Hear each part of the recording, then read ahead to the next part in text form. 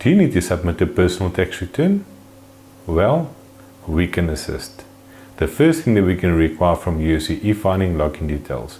As soon as you've got the login details, we can access the SARS system to see what they've got on record for you. What we're going to need from you in order for us to submit your return. First thing is we're going to need all your IP5 certificates and all your IT3 certificates and any other certificates that you receive from your employer. All your IT3 certificates from the financial institutes for any interest that you might have received, a detailed logbook if you have received a travel allowance, your medical aid certificate from your medical aid, and if there's expenses you paid out of your own pocket, then you need to draft a list of those expenses as well. Remember, it's very important that you must have proof, and it can't be just doctor's statement. It has to be the actual receipts of the amount that you paid.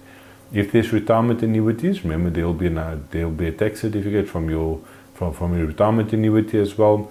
If you made any allowable donations to any approved benefit organizations, you need a receipt from them, which they call a Section 18A receipt, a summary of all the rental income and expenses that you received, a summary of any freelance income that you received that might not appear on the IP5, details of any dividends that you received, certificates for any lump sums that you might have received, and it's also important with lump sums, you need to get us a copy of the tax directive as well. Then obviously your e-filing login details, as I mentioned earlier as well, and then obviously the proof of payment for the submission of the return. And then if you're married in community of property, remember the rental and investment income of your spouse must also be provided.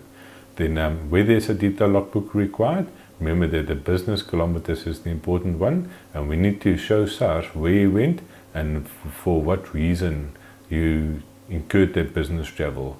And then remember, when it comes to medical expenses, that non-prescribed medicines do not apply.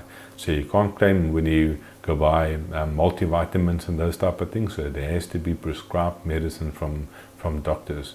And so no expenses in respect of an office at home may be claimed unless a business is being conducted from home, or if you're required to operate an office from home and your commission is more than 50% of your total income. So if you're not sure, or if there's any other documents that you think is relevant to your tax return, then please forward those through to us as well. And then you can always complete the contact us form on the website, or otherwise give us a call and we will see how we can be of assistance.